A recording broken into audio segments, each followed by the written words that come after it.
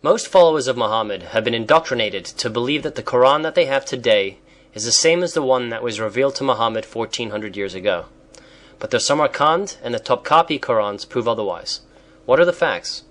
We have shown in our chapters 18, 27, 29, 36, 46, 50, 54, 78, 90, and 94 the different occasions and stories as documented by the followers of Muhammad regarding missing, abrogated, abrogating, and interloped verses in the Quran.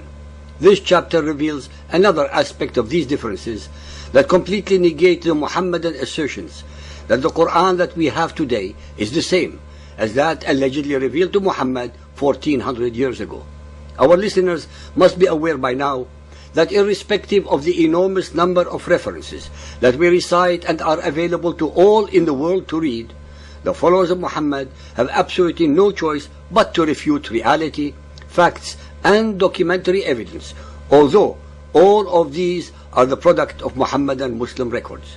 The reason is obvious and very simple, since to accept any of these records as fact renders the allegedly incorruptible Quran null and void. The believers have absolutely no option but to be in a permanent state of denial, denial, denial. According to Muhammadan sources themselves, it is estimated that there were at the very beginning of Islam about 26 versions of the Quran that belonged to the different companions of Muhammad. They existed long before the Quran was put in a canonized version by Uthman, who destroyed all the others. Among the most important ones that were destroyed were written by several of Muhammad's very close companions: Ibn Mas'ud, Ubay bin Kalb, Ali bin Abi Talib, Al-Ash'ari, and Al-Aswad. When Uthman bin Affan canonized the Medinan Codex, he ordered all of them burnt. Among the oldest Qur'ans in existence today are Samarkand Codex in the Tashkent Library in Uzbekistan and the Topkapi Codex in the Topkapi Museum in Istanbul, Turkey. Both are written in the Kufic script without diacritical marks. There are some 1,700 textual differences between them and the current versions of the Quran. It is extremely important to point out that almost all of these manuscripts and documents are neither dated nor do they have details of their place of origin, making it very difficult to pinpoint their time and source. Bukhari 6.468, narrated by Ibrahim. The companions of Abdullah bin Mas'ud came to Abi Darda. He asked them, "Who among you can recite the Quran as Abdullah recites it?" They replied, "All of us." He asked, "Who among you knows it by heart?" They pointed at Alqamah. Then he asked Alqamah, "How did you hear Abdullah bin Mas'ud reciting Surah Al-Layl, the night, number 92? Alqamah recited, "By the male and the female." Abu ad-Darda said, "I testify that I heard the Prophet reciting it likewise, but these people want me to recite it as, and by him who created male and female. But by Allah, I will not follow them." The above hadith shows that the Muslims from different regions disagreed as to the way a particular verse should be read. Those who learned the Quran from Abdullah bin Mas'ud said Surah Al-Layl 92.1 as by the male and the female, while other Muslims said, and by him who created male and female.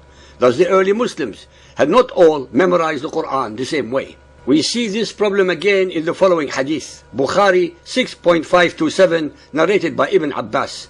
Umar said, "Ubay was the best of us in the recitation of the Quran, yet we leave some of what he recites." Ubay said, "I have taken it from the mouth of Allah's apostle and will not leave for anything whatsoever."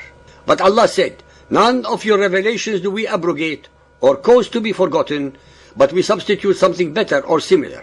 Al-Baqarah 2.106. This hadith clearly shows that the companions of Muhammad disagreed over which verses were abrogated or removed.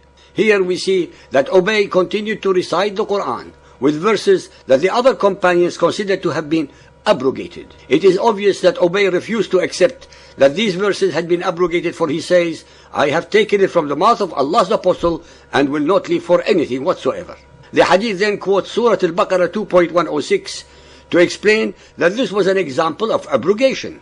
The result, however, was that the companions recited the Quran differently, for Ubay continued to recite the abrogated verses. The above two hadiths record how Mas'ud and Ubay recited the Quran differently to other Muslims. We have already been informed that these two men were recommended by Muhammad as men worthy to learn the Quran from. However, since their collections of the Qurans were not the same, this caused problems for the Muslims who learned the Quran from them. The Muslim scholar Labib Said records that the Syrians, we are told, contended with the Iraqis, the former following the reading of Ubay ibn Ka'b, the latter that of Abdullah bin Mas'ud, each accusing the other of unbelief. Some Muslim scholars like Labib Said and Ahmad von Denfer have claimed that the different collections of the Quran made by Ibn Mas'ud and Ubay and other companions were only intended for private use. However, the hadith quoted above show that the companion Ibn Mas'ud taught his version of the Quran to his students as did Ubay, and that in time these students were in conflict with each other. Muslim history and recent archaeological discoveries also support the conclusion that these collections were not for private use but for public use. We see how this problem was resolved in the next hadith, Bukhari 6.510, narrated by Anas bin Malik. Hudayfa bin al-Yaman came to Uthman at the time when the people of Sham and the people of Iraq were waging war to conquer Armenia and Azerbaijan. Hudayfa was afraid of them, the people of Sham and Iraq, differences in the recitation of the Quran.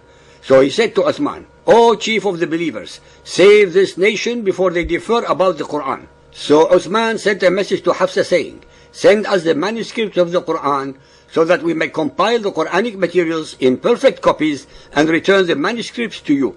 Hafsa sent it to Uthman. Uthman then ordered Zayd bin Thabit, Abdullah ibn Zubair, Sa'id bin al-As, and Abdul Rahman bin Harith bin Hisham to rewrite the manuscripts in perfect copies. They did so, and when they had written many copies, Uthman returned the original manuscript to Hafsa.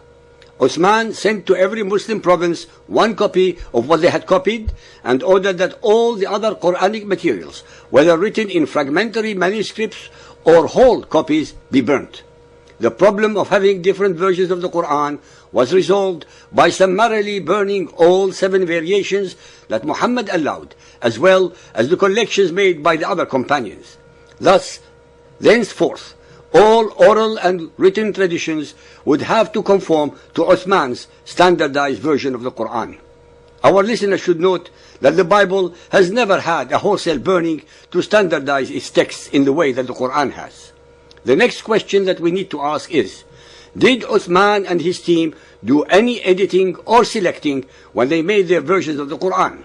The next hadith shows us that there was editing and selecting involved. Bukhari 8.817, narrated by Umar ibn al-Khattab. Allah sent Muhammad with the truth and revealed the holy book to him, and among what Allah revealed was the verse of the rajm, the stoning of married persons, male or female, who commit illegal sexual intercourse. And we did recite this verse and understood and memorized it. I'm afraid that after a long time has passed, somebody will say, "By Allah, we do not find the verse of the rajm in Allah's book," and thus they will go astray by leaving an obligation which Allah has revealed. It is obvious that Umar was convinced that stoning an adulterer was part of the Quran and should not be removed.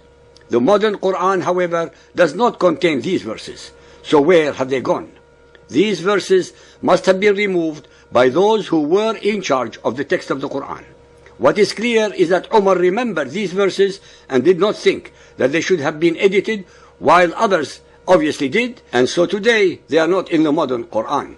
In summation, Muhammad never finalized how the Quran was to be recited and allowed variations. There were real variations in the way the Quran was being memorized and recited after Muhammad's death, which caused serious problems. Uthman and a team of others did a major amount of editing to produce a standard text of the Quran. Then Uthman ordered all other Qur'ans to be burnt and his version to be made the only standard version of the Muslim world. Oral and written tradition now had to conform to Uthman's standard version. Some of the companions, like Ibn Mas'ud and Ali bin Abi Talib, were not happy with Uthman's actions and suffered for it. In conclusion, at the beginning of this article we considered the following claims: that the text of the Quran is entirely reliable, that it has been as it is, unaltered, unedited, not tampered with in any way since the time of its revelation, that the Quran was memorized by Muhammad and then dictated to his companions, and written down by scribes who cross-checked it during his lifetime. Not one word of its 114 chapters have ever been changed over the centuries. So-called believers and unbelievers, having now recited many of the hadiths and other sources, it is obvious that these Muslim claims are an exaggeration and have no support at all from the authoritative hadiths. In fact, the hadiths record the exact opposite. They say that Muhammad never standardized the Quran and allowed variations, and that the early Muslims memorized the Quran differently. Then Uthman and a team of scholars edited and standardized one version of the Quran and had all the others burnt. I have no doubt that the collection of the Quran that Uthman made is one good record of what Muhammad recited. However, it was not the only good collection that was made, and it was not a collection made by Muhammad.